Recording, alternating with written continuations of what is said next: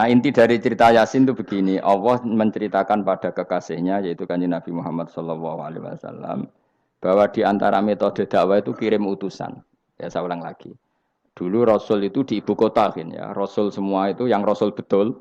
Rasul itu ada dua, ada Rasul yang diutus Allah langsung yang jenenge Rasulullah, napa? Ada Rasul delegasi, kayak sini Mursalun yang di surat Yasin itu Rusulu Isa. Jadi tidak langsung dapat mandat dari Allah, tapi dari Nabi Isa. Yang Isa ini namanya Rasulullah, siapa? Lah yang utusannya Isa jenis Al-Mursalun, tapi Rusulu Isa. Jadi utusannya Nabi itu menunjukkan, ini makanya kita sering kecolongan gara-gara itu. Sekarang tuh banyak kiai sentral yang nggak punya apa ustadz ya atau kiai binaan di kampung-kampung. Makanya sekarang banyak kecolongan, banyak orang alim di daerahnya tapi dia istilahnya sekarang di Menara Gading. Tahu-tahu di kampung-kampung pedalamannya diserang aliran sing aneh-aneh. Karena ini tidak punya utusan untuk meluruskan ahli sunnah apa? Harusnya enggak seperti itu. Jadi ada Rasul sentral, ada yang didelegasikan ke kampung-kampung tertinggal. Anggap aja niru Nabi Sinten Isa. Kayak Rasulullah juga gitu, beliau di Madinah, tapi Sayyidina Ali, Mu'ad disuruh ke Yaman. Kita tahu kan, Mu'ad, Abu Musa al-Asy'ari, Sayyidina Ali disuruh kemana? Yaman. Dan semuanya dapat tugas apa? Basyiru wala tunaffiru. Napa? Basyir apa? Yassiru wala tu'assiru, basyiru wala tunaffiru. Cung nak ke dakwah gawe gampang, aja gawe angel. Saiki dakwah kan tiga angel. Apa nerangno ilmu kok ana podium regane 3 juta. Sound system entek 3 juta. Lha nerangno ilmu ora jelas manfaate kok cek akeh biayane. Aku mulang jalalane 200.000 bontek ora acara bengi iki. Pokok ilmu digawe gampang, apa nerangno ilmu cek repote. Tapi ra nyindir, biasa wae ora usah tersinggung. Apa nerangno ae. Lho tapi nak niati siar ki monggo, tapi aja niati ngaji, ora kasil. Niati ngaji wis ngene iki, betul ngaji wis. Saya berkali-kali ngaji ya seperti ini. Karena ajarannya apa? Yasiru wala tu'asiru. Gawe gampang. Gawe gampang nerangnone ya gampang, hitope ya gampang, masyarakate ya digawe gampang, sing penting ora dosa. Sing penting mboten apa? Riyen Kanjeng Nabi pengen ngaji kadang sahabat ya jek turu nang masjid. Kadang Nabi nak kesuwen mbek ngenteni ya turu. Aku pengen nyontoh Nabi selawatan kok dinyek kubu sebelah. Mana ada dalilnya kalau sebelum sholat pujian. Kok ditakoki hadisnya malah repot kabeh. Tapi nak ana wong muni Nabi ku ora dinteni sahabat ning masjid ku keliru. Dhisik sahabat do ngenteni Nabi. Tapi aku ora roh, iku pujian ta ora ya ora roh. Aku ora direkamane. Lah iki senane takok. Ada hadisnya enggak? Padahal nak ana hadisnya ya ora iso maca. Iku tuwenang yang pede ta kok subhanallah zaman akhir ta apa. Yang jelas sahabat ku ngenteni. Nah gara-gara ngenteni ku keturun. Rai-rai ngene iki nak ngenteni kan keturun. Mulane nak ditakok, dongane iku ngaji apa? Dongane ngaji bismika Allahumma ahya bismika wa amut. Iku dongane ngaji. Ana sing protes, "Niku dongane tiyang turu, Pak." Ya iya nak ngaji iku turu. Mulane takoki dongane ngaji apa? Bismika Allahumma ahya wa bismika wa amut. Mergo agar ngaji turu. Tapi ini kisah nyata, ana wong alim mubalek ngomong ngono protes. "Pak Yai, saya ini orang alim, banyak hafal hadis. Gimana? Tidur pengajian itu sunat." Wah kaget gini, wah wong alim tenan. Wong alim tenan, wong kanca kula, sing protes iki kanca kula alim. Ya tak warai dhisik, saiki pinter wis. Protes. Kenapa kok sunat? Kata Pak Kiai pengajian itu pertamanan surga. Di mana-mana pertamanan bikin orang ngantuk. Wah, Kiai nak merapasan pengajian, datanglah ke pertamanan surga. Di mana-mana orang di pertamanan itu ngantuk. Ngantuk. Makanya anggap saja yang tidur itu ya di pertamanan surga. Tapi ya rantuk ilmu jenenge turu. Jadi mulane kula nu dadi kiai wis lega atine. Sing ngrungokno ya monggo, sing turu ya monggo santai mawon. Ilmuku cukup untuk menganalisis itu. Jadi ilmu saya cukup untuk menganalisis itu. Kalau terangno malih ya. Jadi Rasul itu semuanya di pusat kota. Makanya ada litung tiro ummal qura. Ya, semua Rasul itu di pusat kota. Ora oleh nabi kok wong desa. Tapi desa-desa ini dikirimkan santri-santrinya. Sehingga kita kenal misalnya Sunan Bonang punya utusan Sunan Wijogo. Kalijogo dakwah daerah Seragen, Boyolali sampai Jogja menawa. Tapi aku ora roh Jogja tenan pura. Tapi untuk Arwan untuk Solo 3, Boyolali, Seragen. Tapi menawa untuk Jogja barang.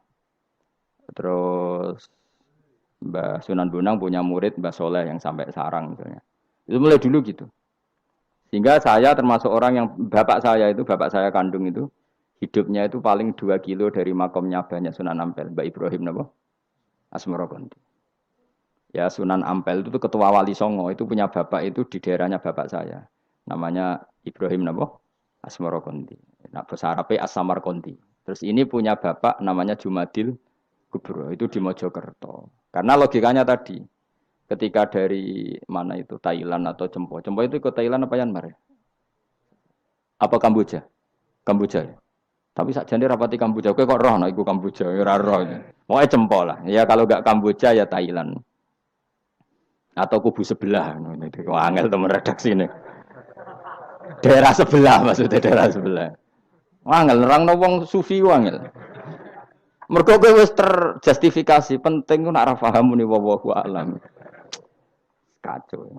Gayanya sopan tapi itu pelemparan tanggung jawab.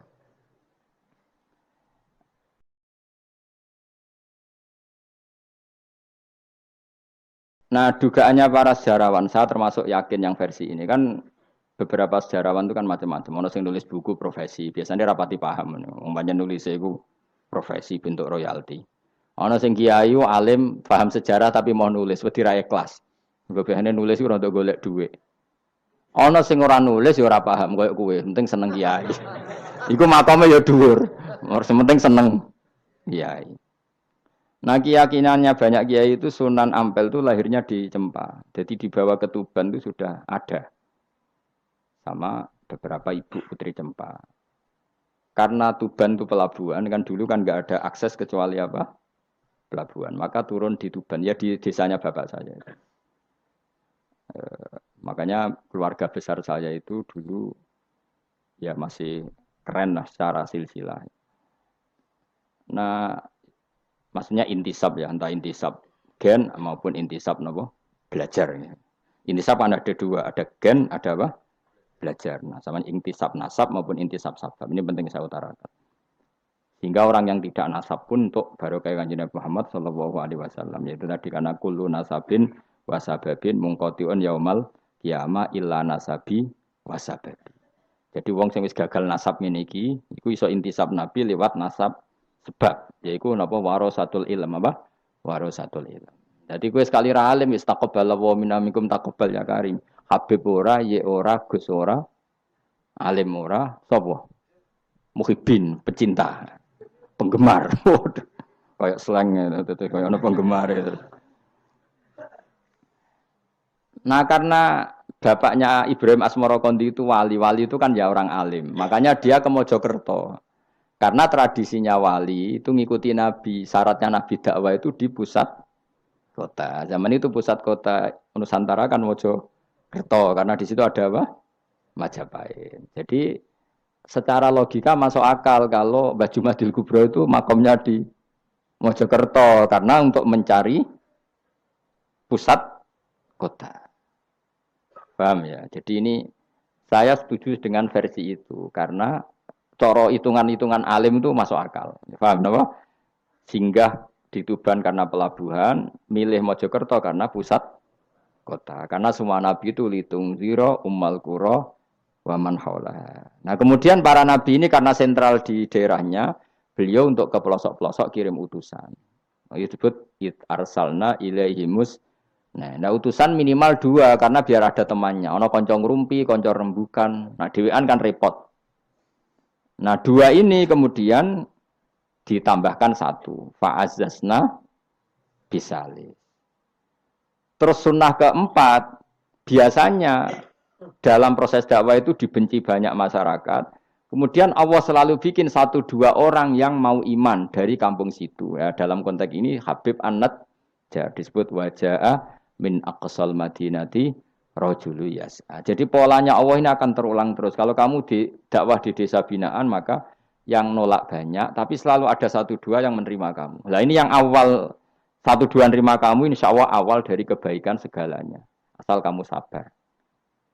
Dan itu harus dilatih. Dimulainya dari mana? Ya dakwah ilallah walillah. Tapi kalau motifnya sudah uang, akhirnya kita repot. Daerah ini prospek karena ngerti hak kiai. Daerah iki ora prospek ora rohae. Akhirnya sing ora prospek udah mek sugihan di ritual sing kejawen sing cara zahir sirik dijauhi para kiai. Bareng diserang kubu sebelah kene bengok, bengok. Nah kelakuan kok ngono iku apa-apaan, paham ya? Jadi kita ini sudah salah kaprah. Jadi dakwah ning daerah prospek, prospek ekonomi maksudnya. Tapi ora gelem dakwah ning daerah bina. Lho kula gak ada cerita niki demi napa? Demi kebenaran kalau ungkapno.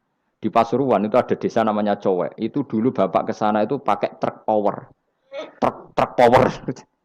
Itu kampung situ riyen abangan.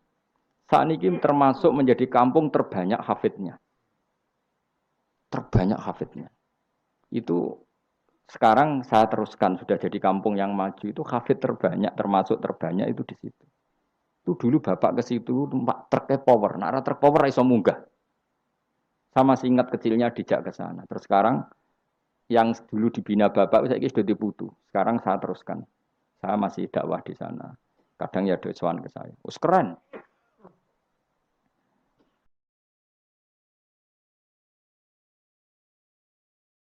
Mulane kalau nganti saiki ya ora perlu tak ceritakan. Saya masih punya desa binaan di Kalimantan, di beberapa daerah itu santrinya ngaji di saya tak bina karena tadi ada yang di sentral, misalnya saya di Jogja gini namanya sentral.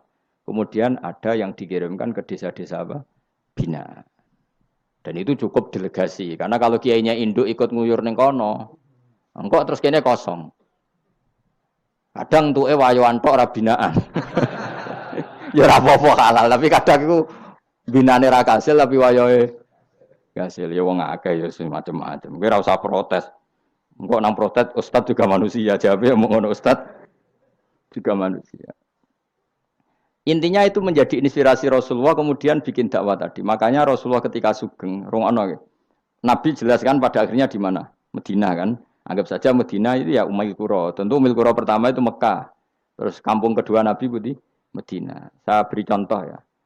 Attab bin Usaid diutus di ada yang baca Asid diutus di Mekah. Ali, Abu Musa al-Asy'ari, kemudian siapa tadi? Mu'ad. Itu diutus kemana? Yaman. Terus beberapa sahabat diutus ke Ethiopia, ke Habasyah. Itu malah banyak sekali, termasuk Sayyidina Utsman. Banyak, paling banyak itu yang delegasi kemana? Habasyah. Tapi ada yang cerita itu pasnya enggak Ethiopia. Sekarang sudah jadi negara sendiri. Eritrea atau apa namanya. Tapi ya masih wilayah apa? Ethiopia. Sekarang ada kampung yang jan dulu sahabat di situ. Namanya, kalau enggak salah Eritrea. Tapi ya daerahnya mana? Ethiopia. Terus ada beberapa sahabat yang zaman itu sudah ke Syam, Syria, ke pokoknya Syam, bisa Syria, Lebanon, Yordan, Palestina. Jadi dulu Nabi itu enggak berhenti ngirimkan delegasi. Dan rumah tenan iki. Dan delegasi ini Nabi kalau ditanya, lalu bima danakdi ya Rasulullah. Lalu ketika saya ada dekat jenengan, kalau ada orang tanya hukum itu saya pakai apa? Kata Nabi ya bi kitabillah, kamu panduannya ya kitabullah. Kalau ndak fabi sunnati Rasulillah. Kalau ndak al-khikil asbah bil asbah wan nadhir bin nadhir. Ya mirip-miripkan lah, yang mirip ya mirip, yang mirip ya mirip. Sehingga Imam Suyuti itu punya kitab namanya Al-Asbah wan Nadhir. Jadi cari kemiripannya. Apa? Misalnya begini, rungokno tenan. Hukum itu kan mesti ada master. Ya, kalau kamu menjadi pakar fikih itu hukum itu mesti ada master. Master ini kemudian menelurkan furu'. Nah, furu' ini kalau dalam fikih disebut hadal hukmu mufarra'un ala kata. Hukum ini dicabangkan ngikuti indukan ini. Misalnya begini, rungokno awas ya. Tak latih ahli fikih. Ini kan sawal-sawal kan sudah mangan toh. Nah, wingi Ramadan goblok kan alasannya ramangan. Senajan toh ya alasan aslinya ya asli, cuma kan dia alasan apa? Sawal kan semangat. Rungokno ya. Misalnya hukum begini. Tak warai. Engkok ketara ke pinter ta ora? Mergo aku jek berharap ke pinter. Ana wong iku njimak bojone ning wulan Ramadan. Rino. Napa? Rino. Hukume piye? Njimak bojo ning Ramadan hukume batal ora? Batal wis. Pinter senodok pinter separo lah. Kemudian njimak bojo ning wulan Ramadan itu hukumannya berat. Yaitu kafaronya selain kodok harus merdekakan budak atau puasa 2 bulan berturut-turut. Kalau ndak memberi makan orang 60 orang miskin, satu miskin untuk orang satu mut. Pokoknya berat hukumannya. Disebut tidak kubro. Rungokno. Ya. Lalu menurut Imam Syafi'i, pelanggaran dengan sanksi seberat itu adalah hanya untuk jima. Sehingga kalau kamu batal lewat makan, ya tidak kena hukuman seberat itu karena makan tidak jima, jima ya tidak makan. Cara cangkem elek wis suwe bah nang jima ra makan, makan ra jima. Cara cangkem elek. Mergo jima dianggap terlalu seru, meskipun halal dianggap seru. Cek kurang ajar poso-poso batal demi jima bojone. Ya tentu iki contoh bojo ayu, bojo elek wis ora kepikiran. Ya coba bayangno mosok lho Gus, ngempet sedina ra kowe bojomu elek dadi ra bayangno kowe kok coba bayangno ambek awakmu to. Iki bayangno iku wong Arab mangane daging, ke mangane mendoan. Mendoan tempe apa meneh? Apa sing tahu apa badem yo? Tahu susur terus apa? Jadah terong yo mesti subhanallah. Ora iso dikiyasno. Wis mangane mendoan bojone elek yo ora ngarah kecelakaan ngono. Iku bayangno wong Arab mangane daging bojone ayu. Wes Mustafa khusuk lah cara wong Arab sing ayu bangir ngono. Wes ora iso ngempet tak jamin. Posisi gelem halal. Jadi kok coba yang awakmu dhewe sing mangane napa? Mendoan tahu susur kan. Jadah. Iku ora seretan nek sahabe. Kula pertama mangan jadah iku kaget. Kula niku kan rada kiai lho. Rada kiai iku nak mangan niku golek sing gampang. Bar jadah tak pangan kelet kabeh bingung. Suwe-suwe ning Jogja kulino. Kenapa dhisik ora kulino mangan yang seperti itu. Suwe-suwe saiki kulino. Alhamdulillah ora tau keleleden. Pertama keleleden. Aneh cara daerah kula kan apa? Aneh. Pomene jenenge jadah kok elek temen. Kira ta maknane jadah. Jenenge tok sing elek, rasane enak. Maksudnya jadah ketan sing enak ora mbok terusno. Oh, musuh zaman hoax ini bahaya nek gak diterangno detail.